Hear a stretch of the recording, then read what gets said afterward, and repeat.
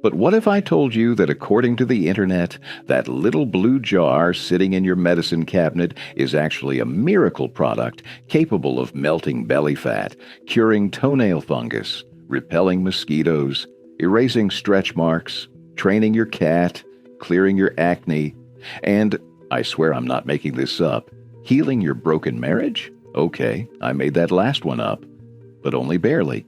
If you've spent more than 15 minutes on Facebook, Pinterest, or YouTube in the last decade, you have almost certainly encountered some version of the article I'm referencing today. You know the one. Why we trust what we trust, and what happens when a perfectly decent cough suppressant gets turned into the Swiss Army knife of grandma remedies.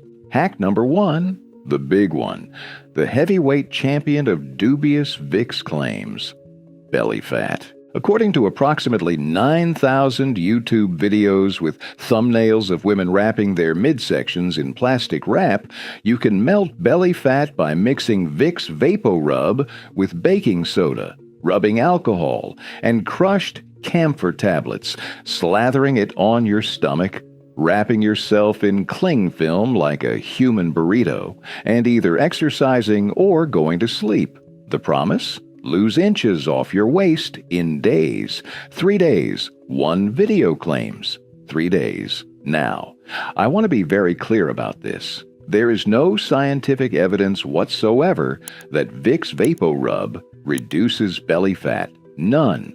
Zero. The manufacturer doesn't claim it. No medical professional endorses it. No peer-reviewed study supports it. What's actually happening when people report results is simple dehydration. You're wrapping your skin in an occlusive paste under plastic, which causes you to sweat, which causes temporary water loss from the cells in that area. You might measure a slightly smaller waist the next morning, and then you drink a glass of water and it comes right back. That's not fat loss. That's just physics. Hack number 2, toenail fungus. Now this one is actually interesting, because unlike the belly fat claim, there's a tiny kernel of scientific truth buried in here. Vicks VapoRub contains thymol, eucalyptus oil, and menthol, all of which do have some antifungal properties. A small study published in the Journal of the American Board of Family Medicine found that applying Vicks to infected toenails daily showed some positive effects. A Harvard podiatrist even suggested it might be roughly as effective as some prescription topical treatments. Which sounds great, right? Well, here's the kicker. The cure rate in the clinical study was about 28%. That means roughly 3 out of 4 people who tried it saw no meaningful improvement. And the treatment required daily application for at least a year. A year of rubbing Vicks on your toenails every single night before bed. That's commitment. That's dedication. That's also, according to several podiatrists, potentially a year of watching an infection get worse while you convince yourself the Vicks is working. Hack number 3, mosquito repellent.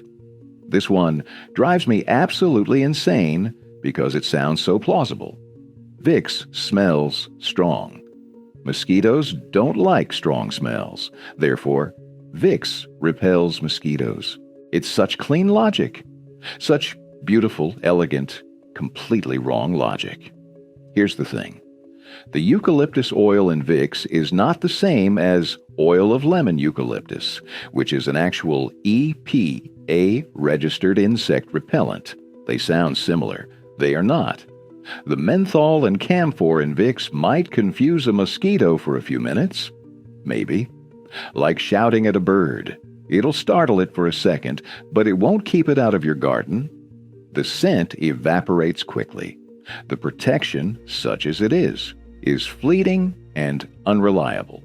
Procter & Gamble themselves explicitly state that Vicks should not be used as an insect repellent. The company that makes the product is literally telling you not to do this. And yet the hack articles persist. Hack number 4, stretch marks. According to the internet, Rubbing Vicks on your stretch marks will make them fade in just 2 weeks. There is absolutely no mechanism by which this could work. Stretch marks are scars in the dermis, the deeper layer of your skin, caused by rapid stretching. Menthol and petroleum jelly cannot repair dermal scarring. They just can't. That's like saying you can fix a cracked foundation by painting the walls. The crack is deeper than the paint can reach. But the articles don't care. Rub Vicks on stretch marks for 2 weeks and watch them disappear. Hack number 5. Acne. Apply a thin layer of Vicks to pimples overnight. Now look, camphor does have some mild antiseptic properties, and the cooling sensation might temporarily reduce inflammation. But Vicks VapoRub is formulated with petroleum jelly as its base, petroleum jelly, on acne-prone skin. Overnight, you're basically sealing your pores shut with an occlusive layer of grease and hoping the menthol somehow cancels that out. Most dermatologists would have a minor cardiac event if they saw you doing this. Hack number 6. Cat training. Apparently cats hate the smell of Vicks, so rubbing it on furniture will deter scratching. Okay, this one might actually work, but also cats hate the smell of citrus, tinfoil, and being told what to do in general. You don't need a pharmaceutical product for this. You need a spray bottle and patience. And here's where the story takes a turn. Because beyond the funny ones, beyond the harmless ones, there are claims in these articles that genuinely concern me. Put a cotton ball with Vicks in your ear to relieve earache. Please don't do that. See a doctor. Rub Vicks on bruises and cuts as an antiseptic. It is not an antiseptic. It contains ingredients that can irritate open wounds. Apply Vicks under your nose before flying to prevent germs from entering your system. That is not how respiratory viruses work at all. The problem isn't that any individual hack is going to send someone to the hospital. Most of them are just ineffective, not dangerous. The problem is the pattern. The cumulative effect of presenting unverified folk remedies as established fact, of dressing up anecdotal evidence in the language of certainty, of promising miracle results from a product that was designed to do one specific thing and does that one thing reasonably well. When you tell someone Vicks can cure their toenail fungus in 2 weeks, and it doesn't, maybe they just shrug and move on. But maybe they delay seeing a doctor. Maybe the infection gets worse. Maybe they lose a toenail they didn't have to lose. When you tell someone Vicks repels mosquitoes, and they skip the DEET on a camping trip, maybe nothing happens. But maybe they get bitten. Maybe they get sick. The consequences scale with the desperation of the person reading the article. And desperate people are exactly who these articles target. Which brings us to the real question: why Vicks? Of all the products in the world, why did this particular one become the internet's favorite cure-all? And I think the answer is actually pretty fascinating. First, it's old. VapoRub has been around since the 1890s. It predates antibiotics. It predates modern medicine as we know it. And there's something about that longevity that confers a kind of authority. If it's been around this long, it must be good. If Grandma used it, it must work. The man built something real, and the internet turned it into content. Maybe that's the real tragedy here. Not that people believe Vicks can cure toenail fungus.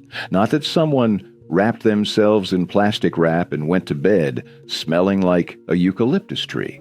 But that we've built an information ecosystem so thoroughly optimized for engagement that a genuinely useful, genuinely beloved product gets buried under an avalanche of nonsense. The signal gets lost in the noise.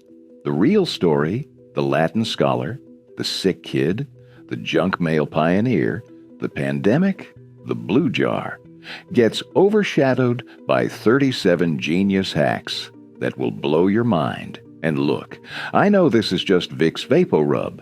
I know it's not the most important issue in the world.